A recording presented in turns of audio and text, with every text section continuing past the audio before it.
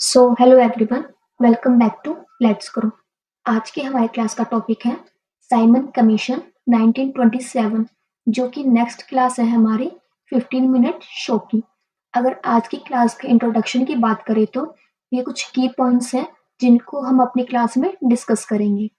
First, appointed in 1927 by the British government. इसको appoint किया गया था 1927 में, किसके द्वारा? ब्रिटिश गवर्नमेंट के द्वारा। Next, officially called the Indian statutory commission. Third, form to review the government of India act 1919। इसको क्यों फॉर्म किया गया था? तो इसका काम था रिव्यू करने का, जो गवर्नमेंट ऑफ इंडिया एक्ट आया था 1919 में। इसका चेयरपर्सन कौन थे? Sir John Simon. No Indian member included. इसमें 7 मेंबर थे टोटल, जो कि सभी वाइट थे। इसमें कोई भी इंडियन मेंबर नहीं था, इसीलिए इसका क्या हुआ? विरोध हुआ भारत में। बट इसको हम आगे अपनी क्लास में डिस्कस करेंगे। ये थी आज की हमारी क्लास की इंट्रोडक्शन। सो ये क्लास इंपॉर्टेंट होगी TSSB, CTET, HTET, UPTET, KVS और अदर टीचिंग एग्जाम्स के लिए। हमें सेम फॉर्मेट में चलना है। सबसे पहले अपने टॉपिक को रिवाइज करेंगे, देन 10 क्वेश्चंस की प्रैक्टिस करेंगे। आपको क्या करना है? वीडियो को ध्यान से देखना है। उसके बाद 10 to 15 क्वेश्चंस की प्रैक्टिस करनी है। सो चलिए स्टार्ट करते हैं आज की इस क्लास को। Simon commission 1927। The Government of India Act 1990 had a provision that a commission would be appointed after 10 years to study the progress of the government scheme and suggest new steps. Government of India act 1919 ने एक provision पास किया। उन्होंने कहा कि commission को appoint करना चाहिए 10 साल के बाद में, जिससे वो स्टडी कर सके progress of the government scheme, कि जो उनकी स्कीम है उन्होंने कितनी प्रोग्रेस की, और सजेस्ट न्यू स्टेप्स, और कुछ नए स्टेप्स को सजेस्ट करना चाहिए। इसीलिए कमीशन का गठन होना चाहिए। ये किसने कहा? गवर्नमेंट ऑफ इंडिया एक्ट 1919 में। And all white 7 members Indian Statutory Commission, popularly known as the Simon Commission, was set up by the British government under the Prime Minister Stanley Baldwin in November 1927। यानी कि इसमें 7 members थे और जो कि सभी white थे, यानी कि ब्रिटिशर्स थे। उस कमेटी का नाम था इंडियन स्टैट्यूटरी कमीशन, बट उसको पॉपुलरली हम किस नाम से जानते हैं? साइमन कमीशन के नाम से जानते हैं। और ये सेट की थी, और इसको सेटअप किया था ब्रिटिश गवर्नमेंट के द्वारा अंडर द प्राइम मिनिस्टर, जो कि थे सेंटले पैडविन। और कब हुई थी ये? 1927 में। ये था साइमन कमीशन कैसे अपॉइंट हुआ। Next, the commission was to recommended to the British government whether India was ready for further constitutional reform. अब जो एक कमीशन था उसने रिकमेंड किया ब्रिटिश गवर्नमेंट को कि इंडिया रेडी है जो उनके बाकी के कॉन्स्टिट्यूशनल रिफॉर्म्स हैं उनके लिए। This commission was chaired by sir John Simon and had 7 members. इसके 7 मेंबर्स थे और उसके जो चेयरपर्सन थे वो थे sir John Simon. Since none of its member was Indian, it was opposed and boycotted by the Indians, and this commission was termed as white commission by Indians. इसमें एक भी इंडियन मेंबर नहीं था, जिससे India में इसका oppose किया गया, बाइकआउट किया, और इसको इंडियंस ने नाम दे दिया white commission. This commission arrived Bombay on 3 February 1928। अब ये कमीशन बॉम्बे आया। आपसे क्वेश्चन पूछा जा सकता है कि कमीशन कहाँ पर आया था? तो एक बॉम्बे में आया था। कब आया था? 3 फरवरी 1928 में। अब देखो क्वेश्चन पूछा जाएगा आपको कंफ्यूज करने के लिए कि ये पॉइंट कब हुआ था। तो ये अपॉइंट हुआ था 1927 में। बट अगर पूछे अराइव्ड कब हुआ ये भारत में, तो उसका आंसर होगा 1928। और अगेन DSSB डेट तो उसकी फेवरेट है, तो डेट भी पूछेगा तो हमें डेट भी लर्न करनी है। Next, chairman of this commission sir John Simon was a member of liberal party. Again important point, question पूछा जा सकता है कि जो साइमन कमीशन था उसके जो चेयरपर्सन थे वो किस पार्टी के मेंबर थे? तो लिबरल पार्टी के मेंबर थे। Where's Clement Attlee, who was the prime minister of England during Indian independence. और जो क्लेमेंट एटली थे वो प्राइम मिनिस्टर यानी कि पीएम थे इंग्लैंड के, कब? जब भारत आजाद हुआ था। Again important point, was also a member of this commission from labour party. वो किस पार्टी से थे? और लेबर पार्टी से। Next, Indian National Congress in its December 1927 session held at Madras। अब INC का एक सेशन होता है दिसंबर 1927 में। कहां पर होता है? मद्रास में। क्या डिसाइड किया जाता है? Decided to oppose Simon commission, कि हमें साइमन कमीशन का अपोज करना है। On 3 February 1928 Simon commission arrived in India and the country wide strike followed. अब जब वो इंडिया में आता है तो पूरे इंडिया में क्या होने स्टार्ट हो जाती है? Strikes. The place approached by the commission witnessed complete strike and slogan Simon Commission go back। अब जब ये भारत आता है, जब ये देखता है कि पूरे भारत में स्ट्राइक चल रही होती है और एक ही नारा देते हैं सभी लोग, क्या? साइमन कमीशन गो बैक, कि साइमन कमीशन आप वापस जाओ। Was used as a protest in several rallies। Lala Rajpat Rai, who was leading a rally in the protest of Simon Commission, was severely injured in a lathi charge by police and he succumbed to his injuries। अब लाला राजपत राय जो कि protest कर रहे होते हैं Simon commission की rally में, वहां पर उनके लाठीचार्ज में वो काफी इंजर्ड हो जाते हैं और उनकी मृत्यु हो जाती है इस इंजरी से। इंपॉर्टेंट पॉइंट पूछा जा सकता है कि लाला लाजपत राय की हत्या कैसे हुई? लाठीचार्ज से हुई। कौन से मूवमेंट में थे वो? साइमन कमीशन की स्ट्राइक कर रहे थे, उसकी रैली में थे जब उनकी हत्या हो गई। इंपॉर्टेंट पॉइंट है। Next, Lala Lajpat Rai was a major political leader of Punjab. Lala Lajpat Rai major political leader थे पंजाब के। Who lead the freedom struggle against the British rule.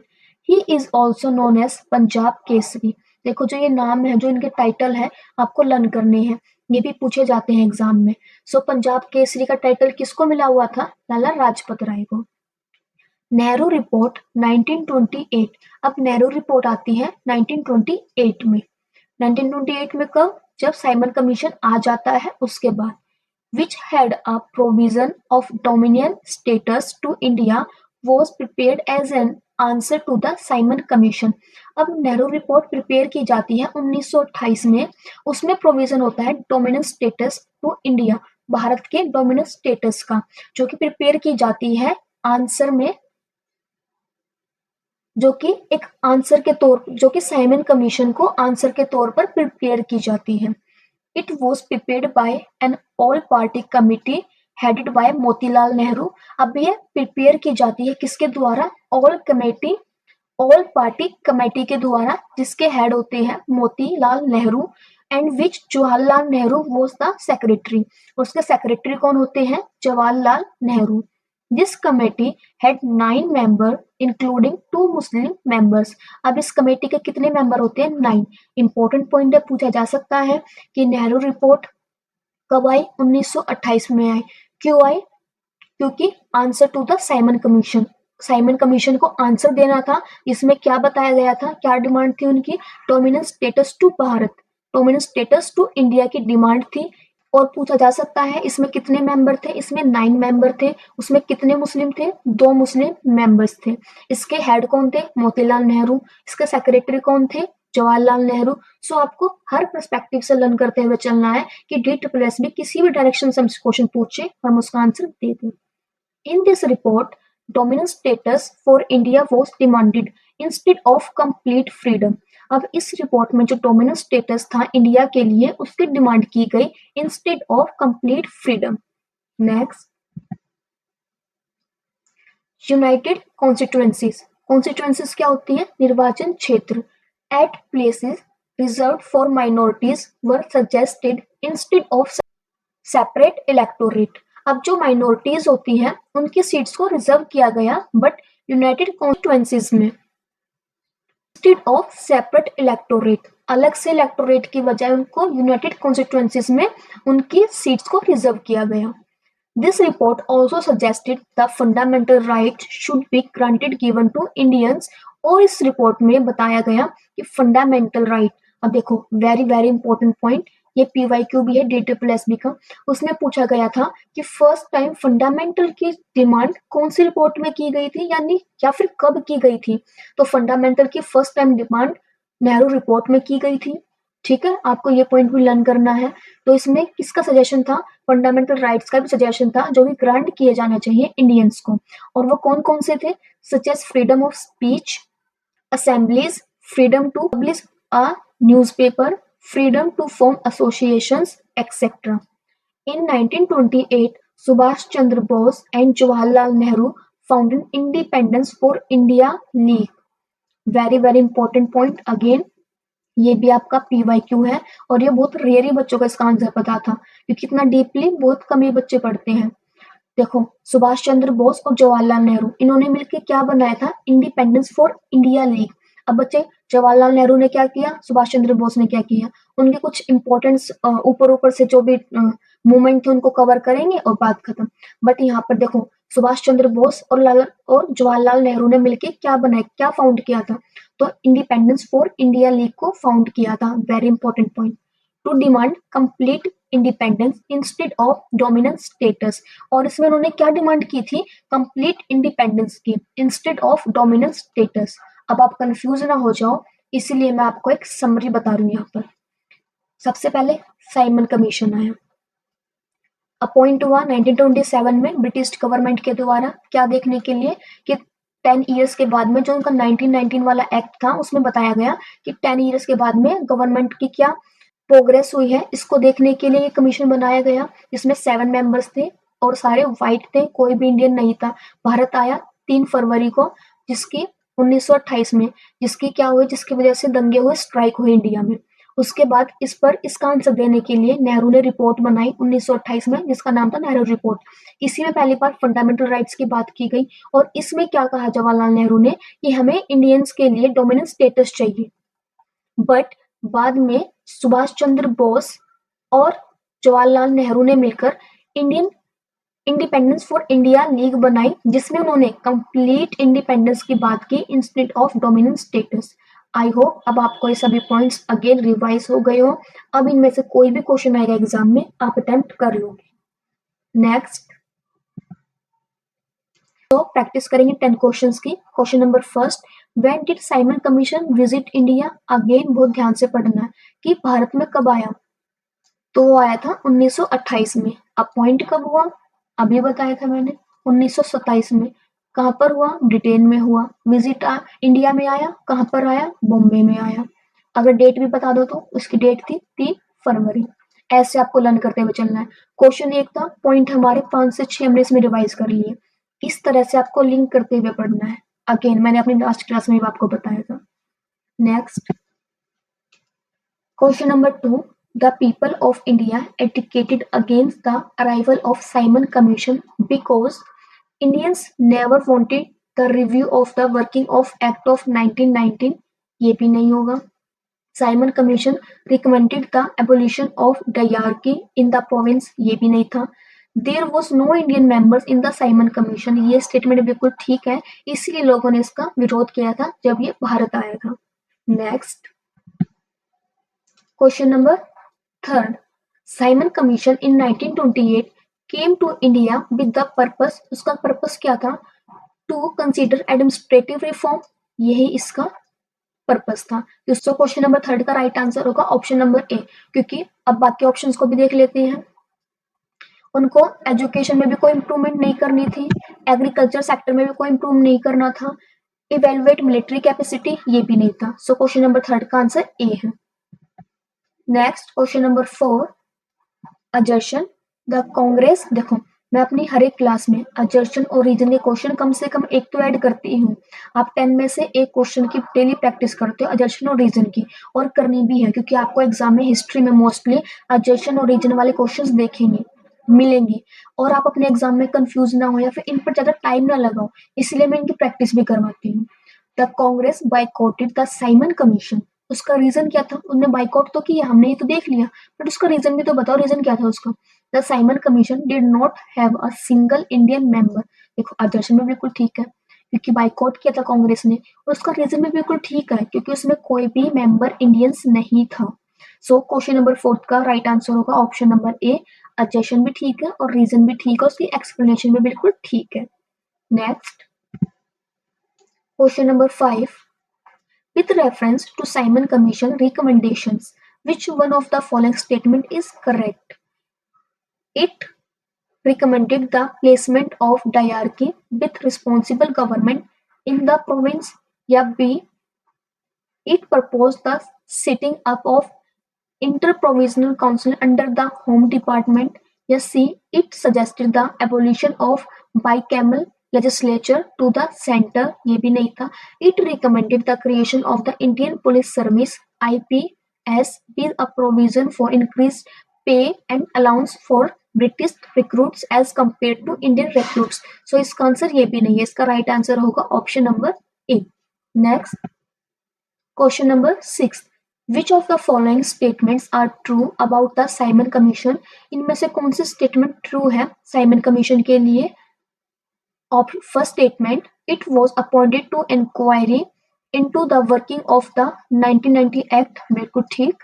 Second statement, it was headed by sir John Simon, right. C third, it recommended a federal form of government, yes. और fourth, it was opposed by the Indian leaders, ये भी बिल्कुल ठीक है। So question number 6 का right answer होगा option number D, all the above. Next, question number 7. Lala Lajpat Rai was injured in the लाठी charge in the protest of Simon Commission. इसका right answer होगा ऑप्शन नंबर ए। हमें यहीं पे रुक जाना है, आगे चेक ही नहीं करना है, बट अभी एग्जाम नहीं है तो एक बार फिर भी हम ऑप्शंस को देख लेते हैं। In lathi charge in protest of Rowlatt act, quit India movement, या फिर lathi charge in protest to government of India act. देखो ये वाले तो वैसे ही एलिमिनेट हो जाएंगे, बट इसमें और इसमें आप कंफ्यूज ना हो जाओ, इसलिए बहुत ध्यान से समझना है कि इस पर तो उसकी इंक्वायरी करने के लिए कमीशन को बनाया था, बट लाठी चार्ज में क्या हुए थे, वो इंजर्ड हुए थे जब साइमन कमीशन की रैली में थे वो। सो आपको ऐसे एनालाइज करते ही अपने आंसर पर पहुंचना है। नेक्स्ट अजर्शन, देखो 10 क्वेश्चंस में हमने 2 क्वेश्चन तो अजर्शन और रीजन के ही कर लिए। अजर्शन क्या है? Protest lead by Lala Lajpat Rai was organized in Lahore in 1928 against Simon Commission, बिल्कुल ठीक। इसका रीजन देख लेते हैं। Simon commission did not have a single Indian member in it, बिल्कुल ठीक है, इसलिए इसके लिए क्या हुए थे, प्रोटेस्ट हुए थे। सो क्वेश्चन नंबर 8 का राइट आंसर होगा ऑप्शन नंबर ए। देखो अगर इसकी एलिमिनेशन की बात करें तो आर इज फॉल्स, फॉल्स तो इनमें से एक भी नहीं है, तो ये ऑटोमेटिकली कट हो जाएंगे, हमें फिर इन ऑप्शंस पर जाना ही नहीं है। फिर हमारे पास बचे ए और बी। अगर इसकी एक्सप्लेनेशन बिल्कुल एग्जैक्ट है तो इसका आंसर हो जाएगा ए, और दोनों स्टेटमेंट तो ठीक है बट इनका एक्सप्लेनेशन ही अलग है, तो फिर इसका आंसर हो जाएगा बी। ये है इन दोनों में डिफरेंस। आई होप अब आपको समझ में आ गया हो। Next question number 9, narrow report was prepared by, very important question. क्यों? क्योंकि इसका आंसर बच्चे मोस्टली रॉन्ग देते हैं और DSSS पे इसको बार बार पूछते हैं और बच्चे कंफ्यूज होते हैं, नेहरू नाम देखते हैं और जवाहरलाल नेहरू पर टिक कर देते हैं, बट ऐसा नहीं करना है। इसके जो हेड थे जिसको प्रिपेयर किया गया था वो थे मोतीलाल नेहरू। आपको ये मिस्टेक नहीं करनी है क्योंकि आप लेट्स ग्रो से पढ़े हो, इसीलिए इसका राइट आंसर होगा ऑप्शन नंबर ए। अब देखो बच्चे क्या मिस्टेक्स करते हैं एग्जाम में, मैं इसके साथ साथ आपको ये भी बताती हूँ ताकि आप उन मिस्टेक्स को फॉलो ना करो या फिर आप उनको ना करो, इसीलिए मैं आपको बताती हूँ। अब मोस्टली बच्चे इसका राइट आंसर बी देते हैं, मोस्टली क्या 80% बच्चे इसका आंसर बी देते हैं क्योंकि उन्होंने नेहरू देखा, नेहरू रिपोर्ट में जवाहरलाल नेहरू भी थे जो कि सेक्रेटरी भी थे, बट इन्होंने प्रिपेयर नहीं की थी। प्रिपेयर किसने की थी? मोतीलाल नेहरू ने। सो इसका राइट आंसर होगा ऑप्शन नंबर ए। अब जो क्वेश्चन कंफ्यूजन वाले होते हैं या फिर मोस्टली बच्चे जिसका आंसर आते हुए भी रॉन्ग करते हैं, उन्हीं क्वेश्चंस को मैं अपने 10 क्वेश्चंस में लेती हूँ। अब आप देख सकते हो कि अगर आप मेरे साथ प्रिपेयर करोगे, अगर आप मेरे साथ ऐसी DSSS की प्रिपरेशन करोगे तो आपका जो मार्क्स है, आपकी जो प्रिपरेशन है वो बूस्ट होगी, वो इंक्रीज होगी। सो इसीलिए अगर आप मेरे चैनल पर नए हो तो इसको सब्सक्राइब भी करिए। नेक्स्ट क्वेश्चन नंबर 10 और आज की इस वीडियो का last question. The radical wing of the Congress party with Jawaharlal Nehru as one of its main leaders founded the independence of the Indian League in opposition to the Gandhi Irving Pact, Home Rule Movement, Nehru report या Montford reforms. सो इसका right answer होगा option number C. आप elimination से भी जा सकते हो, जो नेहरू रिपोर्ट थी उसके बाद का है। Next, thank you for watching. Hope this video helped you understand Simon commission 1927। अगर आपको मेरी वीडियो अच्छी लगी हो तो वीडियो को लाइक जरूर करें, उसी के साथ में मेरे चैनल को सब्सक्राइब भी करें और उसके साथ में share with friends preparing for DSSB, जो TGT SST की स्पेशली और पेपर 1 DSSB की जो प्रिपरेशन कर रहा है वो बच्चा इस चैनल को सब्सक्राइब भी करें और उसी के साथ में अपने फ्रेंड्स के साथ भी शेयर करें, जिससे उनको भी हेल्प मिले। और उसी के साथ में प्रेस द बेल आइकन, जिससे जब भी मैं अपनी वीडियो को अपलोड करूं आपको नोटिफिकेशन मिल जाए। और अगर आपको कोई डाउट है तो आप कमेंट कर सकते हो, मैं उसका आंसर जरूर दूंगी। सो ऐसे ही हमारे साथ बने रहे। Stay tuned. Thank you.